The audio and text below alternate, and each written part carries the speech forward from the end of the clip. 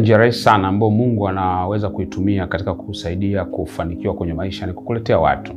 Na watu wanaoletwa kwenye maisha yako wanakuwa na thamani maalum na thamani tofauti tofauti. Mara nyingine kuna mtu unaweza kukutana naye tu mara moja kwenye maisha, akakusaidia kuokoa miaka mingi uliyoipoteza au kufupisha safari yako kuelekea katika mafanikio yako. Lakini ukweli ni hivi, sio kila wakati utaletewa watu waliokamilika. Kuna wakati utaletewa watu ambao tayari wako kwenye peak, yani wameshafika kilele cha mafanikio ili wakusaidie. Au kuna wakati Mungu atakuruhusu kuinuka na watu ili ufanikiwe pamoja nao. Yani maana yake unaanza nao chini, alafu wao wanakuja wanafanikiwa na wanakuwa msaada mkubwa sana kwenye maisha. Watu wengi hatupendi kuanza na watu. Mara nyingi tunataka tukutane na watu ambao tayari wamekwisha kufanikiwa. Usichojua nichi, yule ambaye sasa hivi unamuona amefanikiwa huko juu, kuna watu pia alianza nao. Na wewe pia hata kama unakutana na watu waliofanikiwa, hakikisha kuna watu unaanza nao na unapanda nao. Ndio maana ni muhimu sana kujifunza kupanda na mtu kwenye mafanikio yako. Sasa kuna vitu vitano ambavyo unatakiwa uvizingatie na kuvifanya unapopanda na mtu au ili upande na mtu katika mafanikio. Kwa sababu kumbuka, wewe utakapanda naye ni ngumu sana kuja kukusahau. Inaweza ikatokea, sio mara zote watu wanakumbukumbu, lakini kuna wakati wanasahau, lakini mara nyingi inatengeneza bondi kubwa zaidi na muhimu. Kwa kuna vitu vitano unatakiwa uvifanye unapokuwa unapanda na mtu, baada ya kumuona kwamba huyu ni mtu ambaye ninaweza kupanda naye. Cha kwanza ni kwamba wekeza kwenye maisha yake. Yaani hakikisha unawekeza kwenye maisha yake. Mahusiano ni uwekezaji. Mtu unapoamua kuwekeza kwenye maisha yake, maana yake ni kama unanunua hisa za kesho yake. Kwa hakikisha unapomuona huyu mtu kuna mahali anaelekea na unaona wewe ni mtu ambaye naweza nikasimama naye na kumsaidia au na kupambana naye, maana yake ni kwamba unahakikisha unanunua hisa kwa kuwekeza.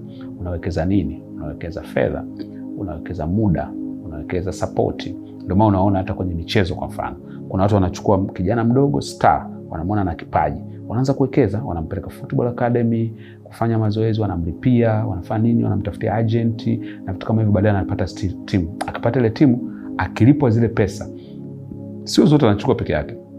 Kuna ambazo zinachukuliwa na watu ambao waliwekeza pale mwanzoni. Kwa nini? Kwa sababu uwekezaji wao ulikuwa ni kama ununuaji wa hisa katika kesho yake. Na wewe pia angalia, kuna watu ambao unaona wanainuka kwenye sanaa, wanainuka kwenye vipaji, wanainuka katika uongozi, wanainuka katika vitu mbalimbali. Angalia na wewe, hakikisha unakuwa mmoja wa watu ambao usisubiri tu kwamba wafike juu, kwa sababu watakapofika juu kuna watu hapo katikati wengi wametumika kwenye kuwasaidia kufika juu, na watakuwa loyal kwa wale watu kwa sababu wamewasaidia kwa vile walivyo sasa hivi. Kwa hiyo hakikisha unawekeza kwenye maisha yao. Cha pili, be available wanapoanzia chini. Yaani wewe upatikane. Sio wewe mtu tu ambaye unasubiri watu wakishafika juu ndio unaonekana. Be available.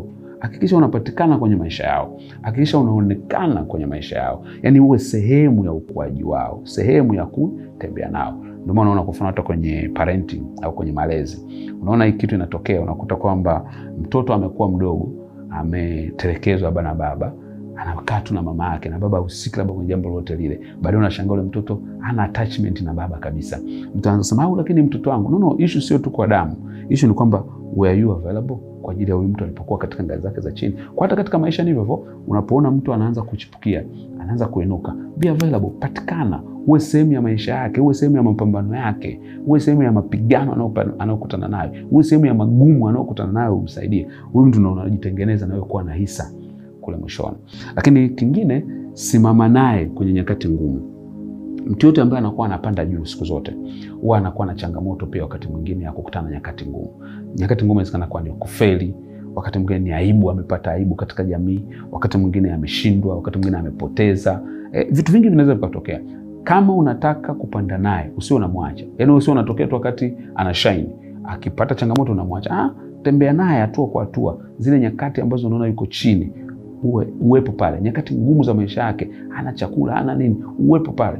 Nilishangaa sana, kuna story moja nilikuwa nasoma ya mmoja wa wanasiasa, nikaona mfanyabiashara mmoja alikuwa anaamini kwamba huyu jamaa atakuja kuwa kiongozi mkubwa baadaye. Kwa hiyo akahakikisha anamtengenezea bili ya kumlisha yeye na familia yake kwa miaka 10. Imagine, kwa miaka 10 ili huyu jamaa atimize ndoto. Na baadaye huyu jamaa alikuja kutimiza ndoto, akaja kuwa rais. Huyo jamaa ni mmoja wa wafanyabiashara wakubwa katika hiyo nchi. Kwa nini? Alitafuta hiyo nafasi. Kwa sababu kuna kipindi alifanya akafeli, lakini huyu jamaa alikuwa anaamini katika kile kitu. Na believe me, katika maisha yako hata wewe binafsi unahitaji watu wanaoamini katika ndoto yako. Kama hujawahi kusikiliza clip yangu au kusoma kitabu, pia nimeandika aina 5 za watu unaohitaji katika maisha yako. Ipo clip ya video, lakini pia ipo kitabu. Kitafute, kitakusaidia sana. So na wewe pia unaweza kuwa sehemu. Unaweza sio una vitu vingi vya kufanya. Unaweza sio kama huyo niliyomsema kwamba anaofa kila kitu. Lakini je, ni kitu gani unaweza ukakifanya katika nyakati zake ngumu? Amepitia changamoto kubwa za maisha yake, uko pale. Hakika utakuwa umewekeza kitu kikubwa sana katika mtu anayepanda juu, na itakuwa ni faida yako kwa baadaye. Kingine ni kwamba vumilia. Usitake malipo ya mapema.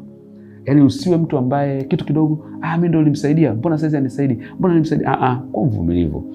Usitake malipo yako mapema. Ni hivi, ukitaka malipo mapema, manake ukishapewa yale malipo, manake umeondoka kwenye picha. Yaani wewe haupo tena, kwa sababu umeshavuna ulichokuwa unakitaka. Lakini ukiweza kuvumilia, ukasubiria kwa kiwango fulani, huyu mtu akafika kwenye position ambayo yeye mwenyewe tu atafeel kwamba hakika nataka kufanya kitu kwa ajili ya mtu, utafaidika kwa kiwango kikubwa sana. So again, iko ndio vitu ambavyo tunataka kufanya. Vumilia, usiwe mtu tu amepata tu kazi, umemsaidia, eti amepata kazi leo tayari umeshaanza kutangaza, mimi ndio nimempa kazi, nimefanya. Mtu umemsaidia, umemsupport, amefanikiwa kupata kitu fulani, mimi ndio nilifanya. Vumilia, kuwa mvumilivu kidogo. Hakikisha mtu anafika sehemu mpaka ana stabilize, anakuwa amejiimarisha. Akijiimarisha amekuwa giant. Akiwa giant pale ndo anaanza kuvuna. Yaani kiwango ambacho ukivuna kutoka kwake hata feel kama anapoteza, kwa sababu uwezo wako utakuwa umekuwa mkubwa. Cha mwisho, usisubiri akuombe, jitolee. Usubiri akuombe kwanza, jitolee. Wewe unajua huyu mtu ana vision fulani. Unajua huyu mtu ana jambo fulani anafanya. Unajua ana uhitaji fulani, kwa sababu si unamjua, ni mtu ambaye unamfahamu. Usisubiri eti mpaka akwambie unajua mimi nina shida ya mtaji, unajua mimi nina shida ya unisupport kwenye jambo fulani, unajua mimi nahitaji unisaidie. No.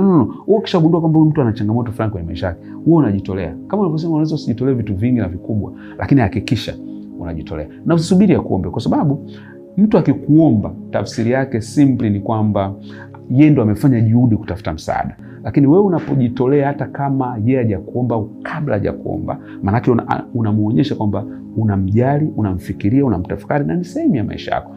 If you do that, huyu mtu atakuwa anaamini kwamba wewe ni mtu wake wa karibu sana. Nisikilize vizuri sana.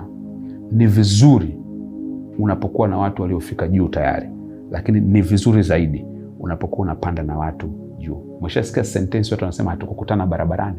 Hii ndio maana yake. Kumbuka, kile unamkuta juu sasa hivi, kuna watu walipanda nao na walimsaidia kupanda pale. Wewe pia usifurahi tu kukutana na watu walioko juu. Hakikisha unainuka na watu wengine kwa kufanya haya mambo 5 ambayo nimekueleza. Ukifanya hivi, unajitengenezea future yako nzuri, na future ya watoto wako pia itakuwa salama.